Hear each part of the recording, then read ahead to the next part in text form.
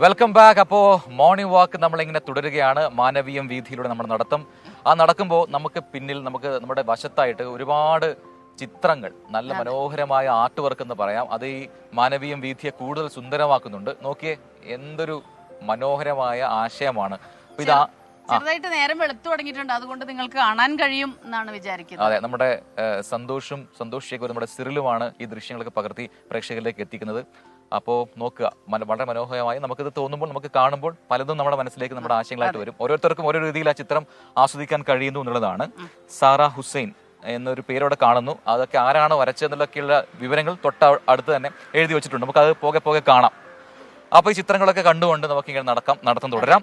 നേരത്തെ അപ്പൊ അതിലേക്ക് നമ്മൾ തീർച്ചയായിട്ടും പോകുന്നു. ഇതാ Siddharth K Krishna, hi Prajin and Smitha എന്ന് പറയുന്നു. ഹലോ, എല്ലാവർക്കും very good morning. Malabar Valley എന്ന് പറയുന്ന ഐഡിയിൽ നിന്ന് വരുന്നു. ബന്ധുരക്കാഞ്ചന കൂട്ടിലാണെങ്കിലും ബന്ധനം തന്നെ പാരിൽ. ദേശീയ പക്ഷിദിനമായി ഇന്ന് വള്ളത്തോളിന്റെ ഈ വരികൾക്ക് ഏറെ പ്രസക്തിയുണ്ടെന്ന് ഓർമ്മിപ്പിക്കുകയാണ് മലബാർ വാലി. ഷാനിബ് പി പറയുന്നു, ക്രിസ്റ്റീന ആയിരുന്നെങ്കിൽ പാവം ക്രിസ്റ്റീന. അത് പക്ഷെ അല്ല, ഷാനിബ് അല്ല കേട്ടോ, ഷീജ എം കെ ആണ്. പാവം ക്രിസ്റ്റീന നമ്മുടെ എല്ലാവരുടെയും കമന്റ് വായിക്കുമായിരുന്നു എന്ന്. അപ്പൊ എനിക്കിട്ടൊരു കൊട്ടാണ് അത്. പ്രജിനുണ്ട്, പക്ഷെ പ്രജിൻ എപ്പോഴും ക്രിസ്റ്റീനയുടെ കൂടെ അത് വായിക്കാറുണ്ടെന്ന് തോന്നുന്നു അല്ലെ, കമന്റ്സ് എന്നാ ചേച്ചി അധികം വിഷമിക്കണ്ട. ഇത് ഹംസ ടി പി പറയുന്നു, സ്മിത അവതരണം ഗംഭീരമാണ്, തുടർന്ന് ഉണ്ടാകട്ടെ. ഹംസ ഖത്തർ സഫാരി മോൾ, അവിടെ നിന്നാണ് ആ മെസ്സേജ് വന്നിരിക്കുന്നത്. പിന്നെ കമന്റ്സ് ഉണ്ടോ? പറയുന്നു, ഇപ്രാവശ്യം എങ്കിലും കുറ്റവും കുറവുമില്ലാതെ ശബരിമല സീസൺ ആകട്ടെ എന്ന് പറയുന്നു. സ്മിതക്കുട്ടി കാണുമായിരുന്നെങ്കിൽ ഞാൻ തന്നേനെ ശബരിമല പ്രസാദം എന്ന് പറയുന്നു. കുഴപ്പമില്ല, നമുക്ക് വാങ്ങാം. അതെ, ഭൈരവൻ കണ്ണൂർ, ഫോട്ടോ അനുകരിക്കാൻ ഏത് മണ്ടനും പറ്റും, പക്ഷെ എന്നെ അനുകരിക്കാൻ അപ്പൻ ഒന്നുകൂടി കഷ്ടപ്പെടണം എന്ന് പറയുന്നത് എന്താണ് ആ സംഭവം എന്ന് മനസ്സിലായില്ല. അവർ തമ്മിലുള്ള സംസാരമാണോ? നമ്മുടെ കമന്റ് ബോക്സിൽ എല്ലാവരും അങ്ങോട്ടും ഇങ്ങോട്ടും കമന്റ്സ് ഒരുമിച്ച് ഒരു ഗ്രൂപ്പ് ഉണ്ടാക്കിയിട്ടുണ്ട്. അങ്ങനെയൊക്കെ കുറെ വിശേഷങ്ങളൊക്കെ അറിയുന്നു. എന്തായാലും നമ്മുടെ 24 ഫാമിലി ഗ്രൂപ്പ് എന്നുള്ള രീതിയിലാണല്ലോ അത് പോകുന്നത്. അതിൽ നമുക്ക് വലിയ എല്ലാവരുടെ കമന്റ്സും വായിച്ചു കഴിഞ്ഞാൽ ഒരുപാട് സമയം പോകും. പെട്ടെന്ന് പേരുകൾ നമുക്ക് പെട്ടെന്ന് വായിച്ചു പോകാം. വിൻസി വി, ഷാനു, ഡിങ്കൻ, തോമസ് കുട്ടി കലഞ്ഞൂർ, ബീന പറമ്പത്ത്, അതുപോലെ സിദ്ധാർത്ഥ ആർ കൃഷ്ണ, പിന്നെ റീന സതീശൻ, ജയൻ നായർ, ഹംസ ടി പി, ഷാജി കുണ്ട്ര, ഇവരൊക്കെ മെസ്സേജുകൾ അയക്കുന്നുണ്ട്. എല്ലാവർക്കും തിരിച്ചങ്ങോട്ടും ഒരു നല്ല ദിനം, നല്ലൊരു ഞായറാഴ്ച ആശംസ. അതെ, അതുപോലെ സ്കാൻ പറയുന്ന പോലെ ഇനി നമ്മൾ പോകെ കൂടുതൽ കമന്റ്സ് വായിക്കും. നേരത്തെ ഹെഡ്സ് വായിച്ചപ്പോഴേ ഞാൻ വളരെ പെട്ടെന്ന് ഒന്നൊരു വാർത്തയിലേക്ക് ആദ്യം പോയി. സത്യം പറഞ്ഞാൽ ആ വാർത്ത നമ്മൾ പ്രേക്ഷകരിലേക്ക് എത്തിക്കാം. വഴിയോര കച്ചവടങ്ങൾ ഒഴിപ്പിക്കാനുള്ള നടപടികളിലേക്ക് തൃക്കാക്കര നഗരസഭ കടന്നിരിക്കുകയാണ്. ഈ പ്രദേശത്തെ ഗതാഗതക്കുരുക്ക് പരിഹരിക്കുന്നതിന് റോഡ് കയ്യേറ്റങ്ങൾ ഒഴിപ്പിക്കാൻ നേരത്തെ തന്നെ തൃക്കാക്കര നഗരസഭാ കൗൺസിൽ തീരുമാനം എടുത്തിരുന്നു. അതിന് പിന്നാലെയാണ് ഈ നടപടി തുടങ്ങുന്നത്. കാക്കനാട് ജംഗ്ഷൻ ഒലിമുകൾ പള്ളിക്ക് സമീപം ചിറ്റേത്തുകര, ചെമ്പുമുക്ക്, വാഴക്കാല, NGO ക്വാർട്ടേഴ്സ് തുടങ്ങിയ പ്രദേശങ്ങളിലെ കയ്യേറ്റമാണ് ഒഴിപ്പിച്ചത്. എന്ന് പറയുമ്പോൾ നമ്മുടെ ഓഫീസിനൊക്കെ കുറച്ച് അടുത്തായിട്ട് വരും പ്രദേശങ്ങളാണ്. NULM ലൈസൻസ് ഇല്ലാത്ത മുഴുവൻ കച്ചവട സ്ഥാപനങ്ങളും പൊളിച്ചു നീക്കുമെന്ന് തൃക്കാക്കര നഗരസഭാ സെക്രട്ടറി സന്തോഷ് അറിയിക്കുകയും അതിലൊരു ആക്ഷേപമൊക്കെ ഉയർന്നു വന്നതെന്ന് വെച്ചാൽ പാതിരാ ഒഴിപ്പിക്കലായിരുന്നു. ഇന്നലെ 12 മണി അർദ്ധരാത്രി സമയത്താണ് ഈ കടകൾ ഒഴിപ്പിച്ചത്. കലാരംഗത്ത് നിരവധി പ്രതിഭകളെ സമ്മാനിച്ച തൈക്കാട് മോഡൽ സ്കൂളിലെ പഴയ സംഗീത അധ്യാപകന് കലോത്സവ നാളുകളിൽ വീട്ടിലിരിക്കാൻ കഴിയുന്നില്ല എന്നത് എങ്ങനെ കഴിയുമല്ലേ? ഇത്രമാത്രം ഓർമ്മകളുള്ള ഒരാൾക്ക് അത് കഴിയില്ല. 1992 സംസ്ഥാന സ്കൂൾ കലോത്സവം സ്പെഷ്യൽ ആണെന്ന് തോന്നുന്നു. അത് ആ കലോത്സവത്തില് ബാലഭാസ്കറിന്റെ വയലിൻ പ്രകടനം കണ്ട് ഞെട്ടിയ സംഗീതാധ്യാപകൻ പാർവതിപുരം പത്മനാഭ അയ്യർ തന്റെ ശിഷ്യരെ കുറിച്ച് വാചാലനാകുന്നു.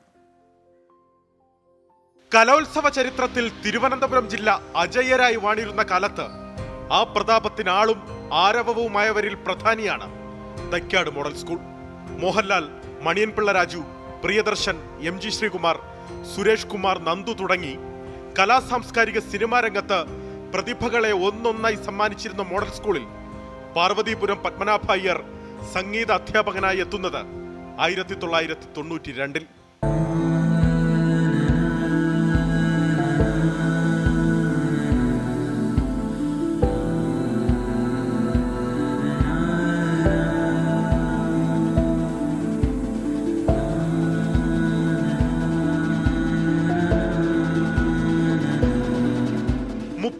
വർഷത്തെ അധ്യാപന ജീവിതത്തിൽ 20 ആണ്ടും അയ്യർ സാർ മോഡൽ സ്കൂളിനെ സംഗീതം പഠിപ്പിച്ചു. 63ാമത് സംസ്ഥാന സ്കൂൾ കലോത്സവത്തിന് വേദിയാണ് മോഡൽ സ്കൂളും. കലോത്സവം കാണാനെത്തിയ അയ്യർ സാറിന് സ്കൂൾ ഇടനാഴികളിലൊക്കെ തന്റെ പ്രിയപ്പെട്ട ശിഷ്യരുടെ മുഖം തെളിഞ്ഞു വരുന്നത് പോലെ. ആദ്യമായിട്ട് എനിക്ക് കിട്ടിയത് നല്ലൊരു ഓർക്കസ്ട്ര ടീമിനെ ഇത് പരിശീലിപ്പിക്കണമെന്നാണ് ആദ്യം പറഞ്ഞത്. എൻ്റെ ഭാഗ്യമോ ആരുടെ ഭാഗ്യമോ അറിയില്ല. എനിക്ക് ബാലഭാസ്കറിനെയാണ് ആദ്യമായിട്ട് പഠിപ്പിക്കാനുള്ളൊരു ഭാഗ്യം ഉണ്ടായത് 92-ൽ. അപ്പോൾ ബാലഭാസ്കർ 9ാം ക്ലാസ്സിൽ പഠിക്കുന്ന കുട്ടിയാണ്. അല്പം വികൃതിയൊക്കെ ഉണ്ടായിരുന്നു. എങ്കിലും ബാലഭാസ്കറിൻ്റെ വയലിൻ വായിക്കുന്നത് ഞാൻ കേട്ടപ്പോൾ വാസ്തവത്തിൽ ഇത്രയും ടാലൻറ്റ് 9ാം ക്ലാസ്സിലുള്ള കുട്ടിക്കുണ്ടെന്ന് എനിക്ക് അപ്പോഴാണ് മനസ്സിലാക്കാൻ കഴിഞ്ഞത്. കാരണം ആ വിരലുകളുടെ ആ മാന്ത്രിക വിരലുകളുടെ ആ ചലനങ്ങൾ അന്ന് എനിക്ക് വളരെ എന്നിലുള്ള ആ സംഗീതത്തിൻ്റെ ആ ഒരു എന്താ പറയുന്നത് ആ ജ്ഞാനം ആ വിരലുകൾ തന്നെ നോക്കിക്കൊണ്ടിരിക്കാൻ തോന്നി. അത്രയും ടാലൻ്റുള്ള ഒരു കുട്ടിയായിരുന്നു ബാലഭാസ്കർ.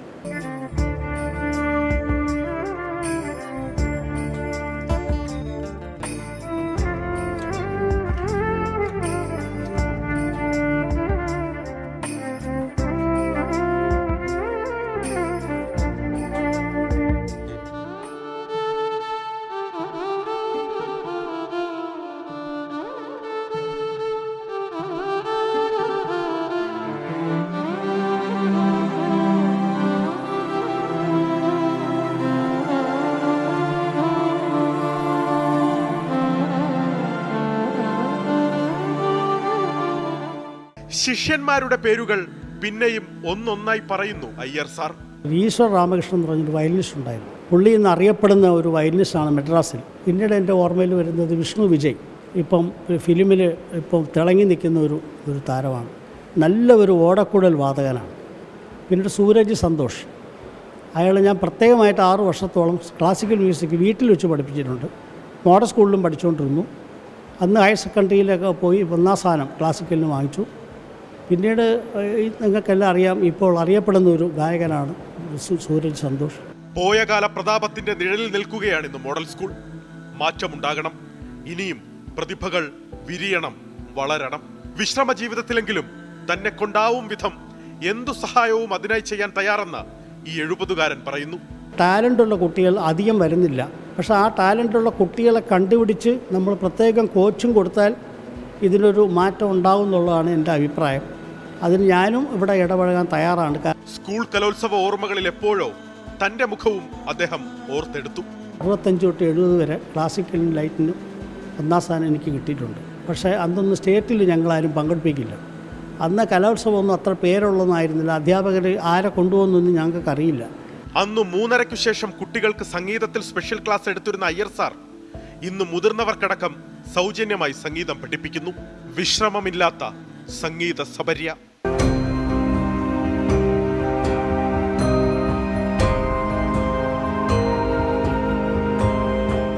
അഭിലാഷ് തൊഴുവൻകോടിനൊപ്പം അലക്സ് റാം മുഹമ്മദ്, 24 തിരുവനന്തപുരം. ഇപ്പം മോർണിംഗ് വാക്ക് മാനവീയം വീഥിയിലാണ്. നമ്മളിങ്ങനെ നടന്ന് വരുമ്പോൾ ഇങ്ങനെ നിൽക്കാൻ തോന്നാൻ ഒരു കാരണമുണ്ട്. അത് തൊട്ടപ്പുറത്തെ ചിത്രം കണ്ടു കഴിഞ്ഞാൽ മനസ്സിലാവും. വളരെ മനോഹരമായൊരു ചിത്രമുണ്ട്. ആ ചിത്രത്തിന് ഇങ്ങനെ നിൽക്കാൻ തോന്നി. ഇനി ഇങ്ങനെ വളരെ മനോഹരമായി. എനിക്കൊരു ഫോട്ടോ പോയിന്റ് കൂടിയാണെന്ന് തോന്നുന്നു അല്ലേ? എല്ലാ ആൾക്കാരും ഇവിടെ വരുമ്പോൾ ഈ ഫോട്ടോയിൽ എടുക്കാനൊക്കെ നിൽക്കുന്ന ഒരു സ്ഥലം കൂടിയാണ്. വളരെ മനോഹരമായ ഒരുപാട് ചിത്രങ്ങളുണ്ട്. ഇവിടെ നിന്നാണ് നമ്മൾ അടുത്ത വാർത്ത വായിക്കാൻ പോകുന്നത് അല്ലേ? കലോത്സവ നഗരിയിലെ ഈ സ്വർണ്ണക്കപ്പിനെ കുറിച്ച് നമ്മൾ എപ്പോഴും പറയാറുണ്ടല്ലോ. ഏറ്റവും പ്രധാനപ്പെട്ട ഒരു അട്രാക്ഷൻ ആണത്. സ്വർണ്ണക്കപ്പിന്റെ ശില്പിയെ കുറിച്ചാണ് പറയാൻ പോണത്. യെസ്, അപ്പോൾ ആ ശില്പിയും ഈ കലോത്സവ ഓർമ്മകളിലാണ്. കവി വൈലോപ്പിള്ളി ശ്രീധരൻ മേനോന്റെ നിർദ്ദേശപ്രകാരം 1986 117 പവനിൽ ചിറയൻകീഴിൽ ശ്രീകണ്ഠൻ നായർ ഈ സ്വർണ്ണക്കപ്പ് നിർമ്മിച്ചത്. ബുധനാഴ്ചത്തെ സമാപന സമ്മേളനത്തിൽ വിദ്യാഭ്യാസ മന്ത്രി നേരിട്ടെത്തി ശ്രീകണ്ഠൻ നായർ സാറിനെ ക്ഷണിക്കുകയും ചെയ്തു. മടക്കിവച്ച പുസ്തകത്തിനുമീതെ വളയിട്ട കൈയിൽ ഉയർന്നു നിൽക്കുന്ന വലംപിരി ശംഖ്. ഇന്ന് എല്ലാവരും ഒന്ന് തൊടാൻ ആഗ്രഹിക്കുന്ന കലോത്സവ സ്വർണ്ണക്കപ്പിന്റെ ആ ശില്പി ഇവിടെയുണ്ട്. ചിറയൻകീഴ് ശ്രീകണ്ഠൻ നായർ.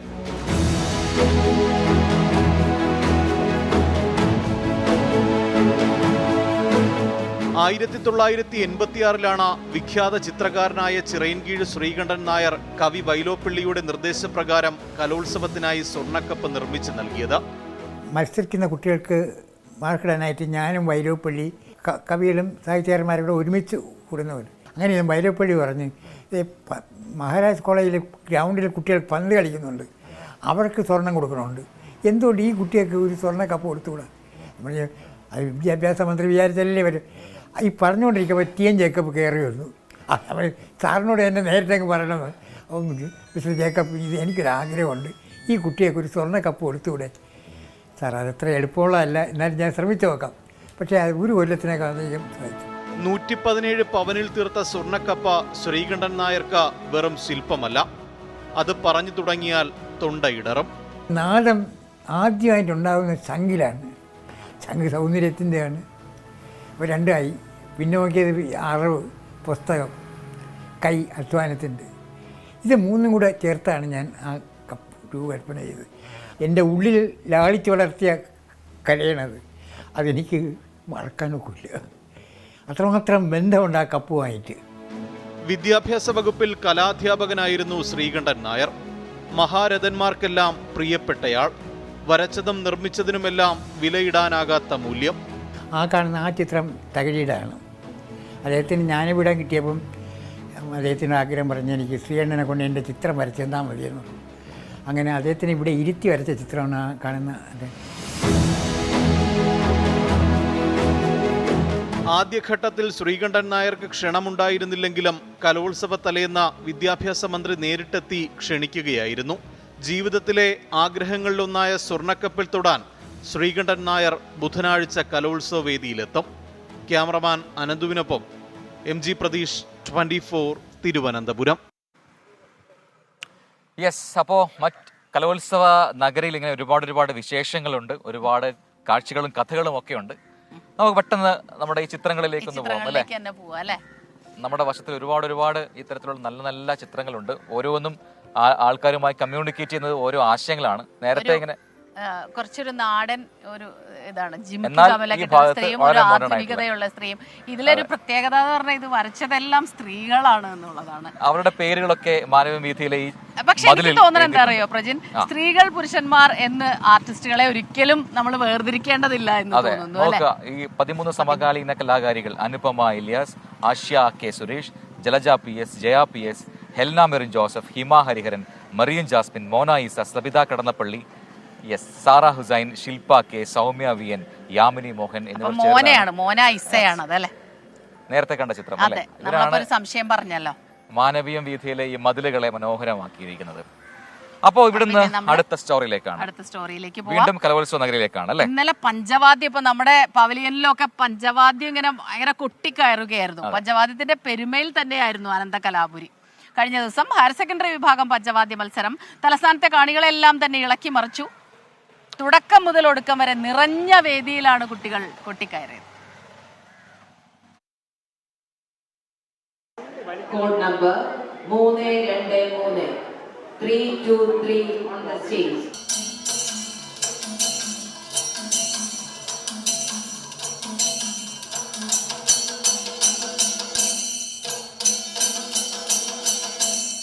മേളപ്പെരുമയുടെ ആസ്വാദനത്തിന് തെക്കെന്നോ വടക്കെന്നോ ഇല്ല.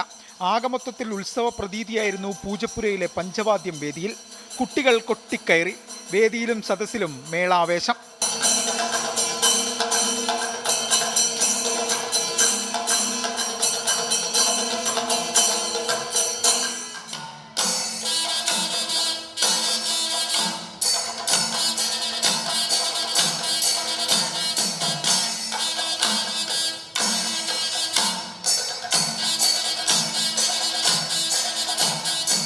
തലസ്ഥാനത്ത് മേളാവേശം പകർന്നാണ് കുട്ടികൾ മടങ്ങിയത്. AV Jaishankar, 24 Thiruvananthapuram. Yes, welcome back. അപ്പോൾ നമ്മുടെ മോർണിംഗ് വാക്ക് നടന്ന് അവസാന ഘട്ടത്തിലേക്ക് എത്തുമ്പോൾ എല്ലായിടത്തും നമുക്ക് ഈ പ്രാവുകളെയും പ്രാവുകൾക്ക് തീറ്റ നൽകുന്ന ആൾക്കാരെ നമുക്ക് കാണാം അല്ലേ. ഇവിടെ ഒരു ചേട്ടനുണ്ട്, ചായ കുടിച്ചിട്ട് ഒപ്പം പ്രാവുകൾക്കും അല്ലേ. അവര് തിരിച്ചു വരും അല്ലേ. എല്ലാ ദിവസവും ഇങ്ങനെ കൊടുക്കാറുണ്ടോ? എന്താ ചേട്ടൻ കൊടുത്തേ അവർക്ക്? പരിപ്പോടയാ? അതിങ്ങനെ ചെറുതാക്കിയിട്ട് ഇട്ട് കൊടുക്കും. ചായയൊക്കെ കുടിച്ച് പ്രാവുകളുമായി ഒന്ന് കൂട്ടുകൂടുക, ഒരു സുഖമാണ്. ചേട്ടന്റെ അടുത്തേക്ക് പോണ്ട് പ്രാവുകളെല്ലാവരും. ചായയുടെ കാര്യം നമുക്കൊരു ചായ കുടിച്ചാലോ? ഇവിടെ ചായ ഉണ്ട്, അവിടെ ചായക്കടയുണ്ട്. ഒരു ചായ കുടിക്കുന്ന സമയമുണ്ട്. വളരെ തിരക്കേറിയ ഒരു ചായക്കടയാണ്. രാവിലെ റെഡി ആയിട്ടുണ്ട്. നമ്മള് നേരത്തെ ഓർഡർ ചെയ്തോണ്ട് ചായ ആറ് മണിക്ക് മുമ്പേ നമ്മൾ എത്തിയപ്പോൾ തന്നെ ഓണായിരുന്നു കട. അതെ. ഓക്കെ. നല്ല ചേട്ടാ നമസ്കാരം. ചായ കിട്ടും. ഇവിടെ എല്ലാ ദിവസവും രാവിലെ എത്ര മണിക്ക് തുറക്കും? 3:30. പേരെന്താ? എല്ലാ ദിവസവും ഇത്രയും ആൾക്കാരുണ്ടാവാറുണ്ടോ? അപ്പൊ രാത്രിയും തുറന്നിരിക്കുവോ ചേട്ടാ? എന്താ അറിയോ, ഞങ്ങള് രാവിലെ വന്നപ്പോഴേ നേരെ വെളുത്തിട്ടില്ലേ, അപ്പോഴേ ഇവിടെ കുറെ ആളുകള്. ആണോ? ആ ചേട്ടനാ. Good morning. നമുക്ക് ഇവിടെ ആൾക്കാരുണ്ട് കേട്ടോ. Good morning. പേരെന്താ? വൈശാഖ്. എവിടെയാ സ്ഥലം? എവിടെയാ? ഞാൻ കടയാറാണ്. ശരിക്കും സ്ഥലം കണ്ണൂരാണ്. കണ്ണൂർ എവിടെയാ? കണ്ണൂർ വലിയ. ഓഹോ, പ്രജിന്റെ കൂടുതൽ സംസാരിക്കണ്ട. ഞാൻ പയ്യന്നൂരാണ്. അപ്പോ മോർണിംഗ് വാക്കിന് ഈ മാനവീയ വീതിയിൽ വരാറുണ്ടോ? ഈ ഒരു ഏരിയ തന്നെയാണോ? എന്നിട്ട് ഒരു ചായ കുടിച്ചിട്ട് പോവാ. ചായ കട്ടൻ ചായ. കട്ടൻ ചായ. Very good. അപ്പൊ ഒരുപാട് ചായ പേരുടെ ചായ റെഡിയാണ്. ഇറങ്ങുന്നുണ്ടല്ലേ രാവിലെ? നമ്മുടെ ചായ റെഡിയാണ്. നമ്മുടെ ചായ എനിക്ക് കിട്ടി. ഞാൻ ഓൾറെഡി എടുത്ത് കയ്യിൽ വെച്ച് കഴിഞ്ഞു. എന്നോട് പറഞ്ഞില്ലല്ലോ. എന്നെ നല്ല ടേസ്റ്റുള്ള ചായ. കാശ് കൊടുക്കണം. നമുക്ക് ഈ വഴി അങ്ങനെ അങ്ങ് പോവാം. ചോദിച്ചു പോവാം. ചേട്ടൻ നോക്കുന്നുണ്ട്. അടുത്ത വാർത്തയിലേക്ക് പോകണം നമുക്ക്. ഇതൊരു വലിയ പ്രശ്നമാണ്, ചലഞ്ചാണ്. കണ്ട എങ്ങനെ വാർത്ത പറയും. വളരെ സ്പെഷ്യൽ ആയിട്ടുള്ള ഒരു കാര്യമുണ്ട്. ശ്രീജിത്ത് എന്ന് പറയുന്ന ഒരുപാട് പരിമിതികളെ മറികടന്ന് തന്റെ സ്വപ്നം പൂർത്തിയാക്കി. അതായത് അതിജീവനത്തിന്റെ കഥകൾ ഒരുപാടുണ്ട് ഈ കലോത്സവ നഗരിയിലും എന്നുള്ളതാണ്. നമുക്ക് അത്തരത്തിലൊരു വാർത്തയിലേക്കാണ് പോകുന്നത്. പരിമിതികൾ മറികടന്ന് സംസ്ഥാന കലോത്സവത്തിലെത്തിയ ശ്രീജിത്തിനെ കുറിച്ചാണ് ഈ സ്റ്റോറി. അത് കാണാം. എനിക്ക് തോന്നുന്നു ആ സ്റ്റോറിയിലേക്ക് വരുന്നതിന് മുമ്പ് നമുക്ക് മേഘ്നയിലേക്ക് ഒന്ന് പോകണം. മേഘ്ന മുരളി അവിടെ തയ്യാറായി നിൽക്കുന്നുണ്ട് കലോത്സവ നഗരിയിൽ. ഓക്കെ മേഘ്ന, good morning again, once again. അവിടെ ഉണർന്നു തുടങ്ങിയോ നഗരി, കലോത്സവ നഗരി? എന്താണ് പുതിയ update? Good morning Prajin and Smitha. കലോത്സവ നഗരി ഉണർന്നു തുടങ്ങി. അതായത് ആൾക്കാരൊക്കെ ഈ വേദിയിലേക്ക് എത്തിത്തുടങ്ങി. അങ്ങനെ ഞാനിപ്പോൾ നിൽക്കുന്നത് MTയുടെ നിളയിലാണ്. ഇപ്പോൾ നമ്മൾ ഈ ദൃശ്യങ്ങളിൽ കാണുന്നത് ഈ നിള ഇങ്ങനെ കാലിയായി കിടക്കുന്നതാണ്. പക്ഷേ കുറച്ച് ഇനി ഒരു മണിക്കൂർ 8 മണി 9 മണി ആവുമ്പോഴേക്കും ഇവിടെ ഈ ഒരു വേദി എന്ന് പറയുന്നത് അതൊരു സാഗരമായി, ഈ MTയുടെ പ്രിയപ്പെട്ട നിള പോലെ ഇങ്ങനെ സാഗരമായി, ജനങ്ങളുടെ ഒരു സാഗരമായി ഈ വേദി മാറുമെന്നുള്ളതാണ്. ഇപ്പോൾ ഇവിടുത്തെ ഒരു കസേര ആളില്ലാത്തത് നമ്മൾ കണക്കാക്കേണ്ട കാര്യമേ ഇല്ല. അത്തരത്തിലാണ് തലസ്ഥാന നഗരി ഈ ഒരു കലോത്സവത്തെ സ്വീകരിച്ചിരിക്കുന്നത് എന്നുള്ളതാണ്. ഈ നിലയിൽ ആദ്യത്തെ മത്സരം എന്ന് പറയുന്നത് ഒപ്പനയാണ്. ഏറ്റവും ഗ്ലാമർ ഇനമായിട്ടുള്ള കലോത്സവങ്ങളിൽ, എല്ലാ കാലത്തെ കലോത്സവങ്ങളിലും ഏറ്റവും ഗ്ലാമർ ഇനമായിട്ടുള്ള ഒപ്പനയാണ് ഇന്ന് ഈ പ്രധാന സെൻട്രൽ സ്റ്റേഡിയത്തിൽ നടക്കുന്ന ആദ്യ മത്സരം എന്ന് പറയുന്നത്. അത് കഴിഞ്ഞ് മോഹിനിയാട്ടമുണ്ട്. അങ്ങനെ നാടകമടക്കമുള്ള മത്സരങ്ങൾ പല വേദികളിലായി നടക്കുന്നു.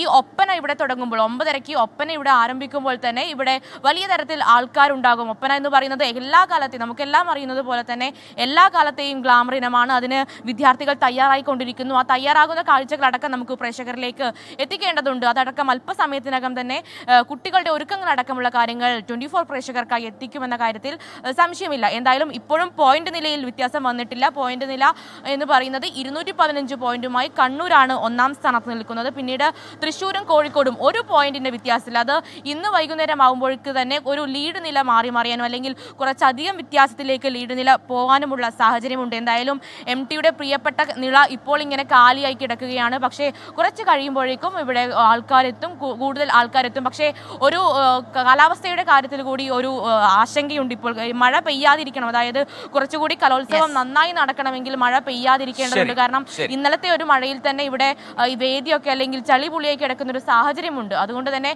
മഴ പെയ്യാതിരിക്കുന്നത് കുറച്ചുകൂടി ഈ കലോത്സവം ഗംഭീരമാകാനുള്ള ഒരു സാഹചര്യം അനുകൂലമാക്കുമെന്ന കാര്യത്തിലും സംശയമില്ല. എന്തായാലും മോഹിനിയാട്ടം അടക്കമുള്ള നാടകമടക്കമുള്ള ഒപ്പനയടക്കമുള്ള അത് ഇന്നലെ തന്നെ ഇതൊരു ചൂടായിരുന്നു എന്നറിയാം. ആ ചൂട് വൈകിട്ടായപ്പോഴേക്കും ചെറിയൊരു മഴക്കാറ് വെക്കുന്നു. ഈയമ്പാറ്റകളൊക്കെ ഇങ്ങനെ വൈകിട്ടായപ്പോഴേക്കും നമ്മുടെ പവലിയനിലൊക്കെ ഇങ്ങനെ ഉണ്ടായിരുന്നു. അത് കഴിഞ്ഞ് രാത്രി ഇപ്പൊ മഴ പെയ്യുന്നു. മേഘന പറഞ്ഞേട്ടാ ചളി പുളിയായി കിടക്കുന്നു. അത് നിങ്ങൾ കണ്ണൂർക്കാരുടെ ഭാഷയാണ്. ചളിക്കുളം. നമ്മള് പത്രങ്ങളിലേക്ക് വളരെ പെട്ടെന്ന് പോവാം. ആ കാഴ്ച എല്ലാ പത്രങ്ങളുടെയും സ്വാഭാവികമായിട്ടും ആദ്യ പേജ് എന്ന് പറയുന്നത് കലോത്സവം തന്നെയാണ്. പക്ഷേ കലോത്സവം തന്നെയാണെന്നുള്ളത് മാത്രമല്ല, ഈ ആദ്യ ചിത്രത്തിന് അത് മാതൃഭൂമിയുണ്ട് മനോരമയുണ്ട്, രണ്ടിലെ ആദ്യ ചിത്രം വെള്ളാർമലയിലെ സ്കൂൾ കുട്ടികളുടെ ഡാൻസ് മലയാള മനോരമയിലെ ആദ്യ പേജിൽ. എന്നാൽ ഞാൻ മറ്റൊരു വാർത്തയാണ് എന്റെ കണ്ണിൽ ഉടക്കിയത്. അത് നമ്മുടെ പയർ മുളച്ചു എന്നൊരു തലക്കെട്ട് നൽകിയ വാർത്തയാണ്. നമ്മുടെ പയർ മുളച്ചു എന്താണെന്നറിയോ? VSSC ബഹിരാകാശത്ത് ഇന്ത്യൻ വിത്ത് പരീക്ഷണം കഴിഞ്ഞ ദിവസമാണ് പരീക്ഷിച്ച് അത് വിജയിക്കുകയും ചെയ്തു. അതിന്റെ വാർത്തയാണ്. സ്പെഡക്സ് ദൗത്യത്തോടൊപ്പം വിക്ഷേപിച്ച പോയം 4 പേടകത്തിലെ വൻപയർ വിത്തുകൾ മുളച്ചപ്പോൾ എന്ന് പറഞ്ഞ് ISRO പുറത്തുവിട്ട ചിത്രസഹിതമാണ് ആ വാർത്ത നൽകിയിരിക്കുന്നത്. എന്തൊക്കെയാണ് ടെക്നോളജി, ഇന്ത്യ, ISRO അതൊക്കെ എങ്ങനെ മുകളിലോട്ടാണ്. അതുപോലെ അതിൻ്റെ ഒപ്പം തന്നെ അല്ലെങ്കിൽ അതിന് ഒരു പടി മുന്നിൽ നിൽക്കുന്നു നമ്മുടെ മനുഷ്യത്വം എന്നുള്ളത്. മറ്റുള്ളവരോടുള്ള സ്നേഹവും കരുണയും എപ്പോഴും നമ്മൾ സംസ്ഥാനം മുഴുവനും ലോകം മുഴുവനും ഒന്നിച്ചു നിന്നതാണ് ഉരുൾപൊട്ടലിൽ തകർന്ന മുണ്ടക്കൈ വെള്ളാർമട സ്കൂളിൽ നിന്നുള്ള വിദ്യാർത്ഥിനികൾ. ആ വിദ്യാർത്ഥിനികളുടെ സംസ്ഥാന സ്കൂൾ കലോത്സവത്തിൻ്റെ ഒന്നാം നാൾ തന്നെ ഉദ്ഘാടന ചടങ്ങ് കഴിഞ്ഞ ഉടൻ തന്നെ അവരുടെ നൃത്തമുണ്ടായിരുന്നു. അതിനെക്കുറിച്ച് ഏറ്റവും ആദ്യത്തെ പേജിൽ തന്നെ എല്ലാ പത്രങ്ങളും കൊടുത്തിട്ടുണ്ട്. അതിങ്ങനെ കണ്ടു നിന്നപ്പോൾ ഓരോ സമയവും ഇങ്ങനെ കഴിയുന്തോറും നമ്മുടെ ഹൃദയം ഇങ്ങനെ വിങ്ങുന്നുണ്ടായിരുന്നു ആ കാഴ്ച കണ്ട്.